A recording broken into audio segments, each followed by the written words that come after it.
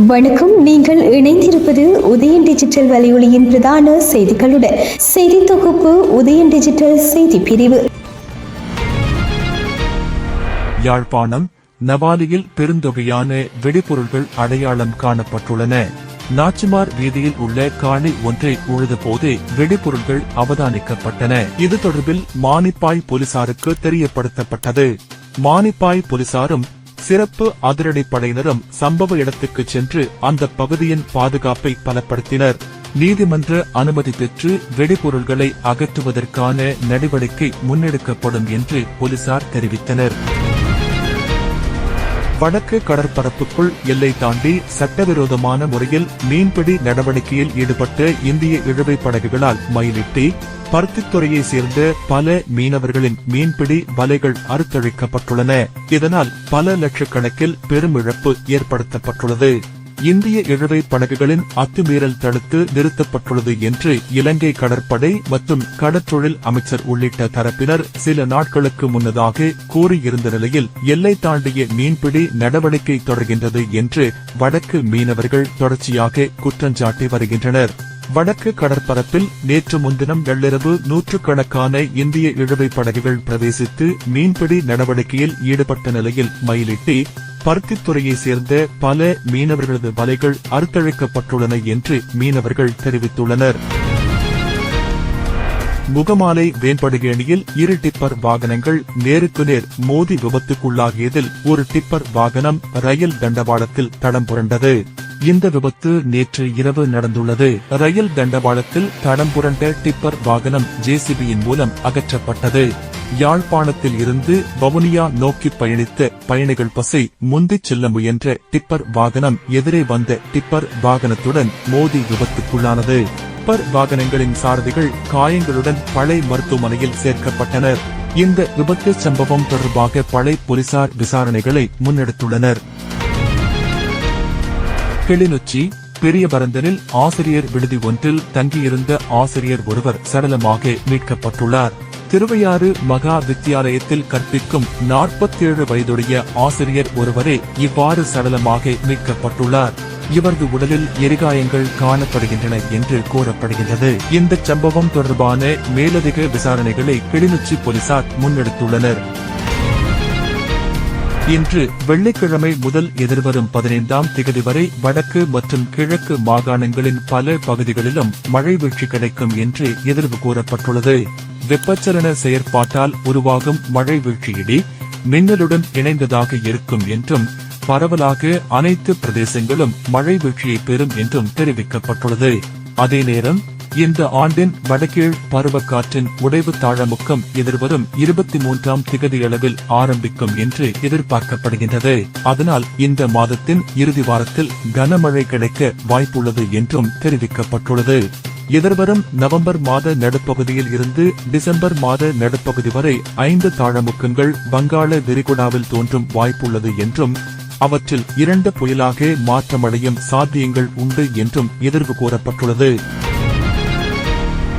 செம்மணி மனித புதைகுழி அகழ்வுக்கான நிதி விரைவில் விடுவிக்கப்படும் என்று நீதி மற்றும் தேசிய ஒருமைப்பாட்டு அமைச்சர் ஹர்ஷன நாணயக்கார தெரிவித்துள்ளார். வடக்கு கிழக்கு பகுதிகளில் மனித புதைகுழிகள் என சந்தேகிக்கப்படும் இடங்களில் அகழ்வு பணிகளை மேற்கொள்வதற்கு போதுமான நிதி தமது அமைச்சிடம் உள்ளது என்றும் அவர் சுட்டிக்காட்டியுள்ளார். குருக்கள் மடம் மனித புதைகுழிக்கான நிதி முழுமையாக ஒதுக்கப்பட்டுள்ளது. செம்மணி சித்துப்பாத்தி மனித புதைகுழியின் அடுத்த கட்ட அகழ்வுக்கான நிதி ஒதுக்கீடு தொடர்பில் அலுவலக மட்ட நடவடிக்கைகள் முன்னெடுக்கப்படுகின்றன என்றும் அவர் குறிப்பிட்டுள்ளார்.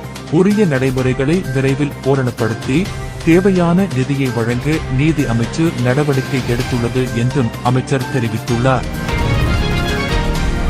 வசீம் தாஜுதீனின் மரணம் தொடர்பான புதிய விசாரணைகள் தொடர்பாக நாடாளுமன்ற உறுப்பினர் நாமல் ராஜபக்சே பதற்றமடைய தேவையில்லை என்று பிரதியமைச்சர் மஹிந்த ஜெயசிங்க தெரிவித்துள்ளார்.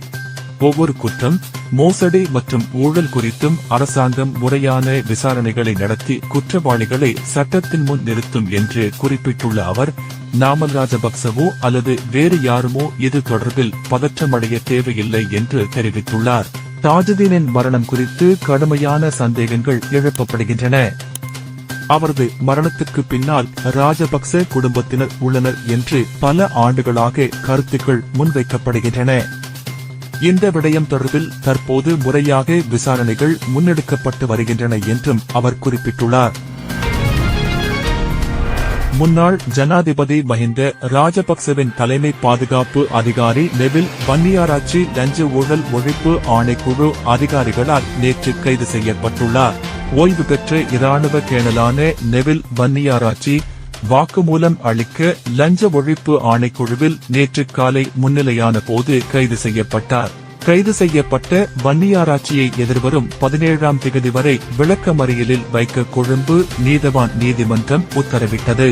இளஞ்ச ஒழிப்பு ஆணைக்குழு அதிகாரிகள் மற்றும் சந்தேக நபரின் சட்டத்தரணிகள் முன்வைத்த வாதங்களை பரிசீலித்த பின்னர் கொழும்பு பிரதான நீதவான் இந்த உத்தரவை பிறப்பித்தார்.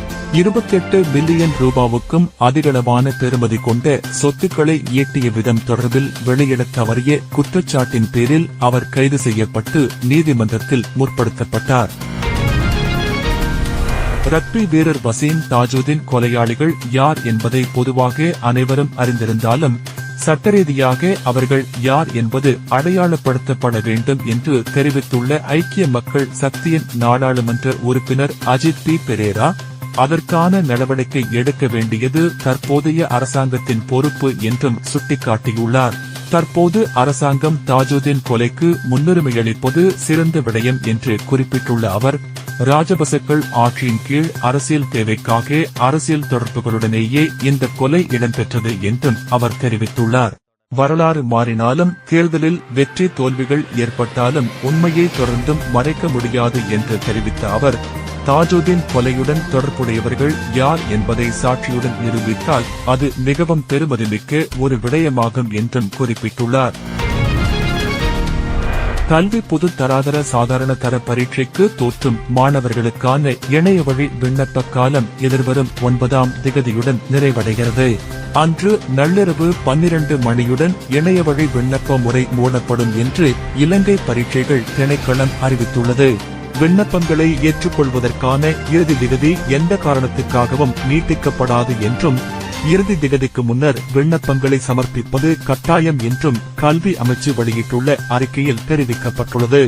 எதிர்வரும் சாதாரண தர பரீட்சைக்கான விண்ணப்பங்கள் கடந்த 18ஆம் திகதி முதல் இணைய வழி ஊடாக ஏற்றுக்கொள்ளப்பட்டு வருகின்றன.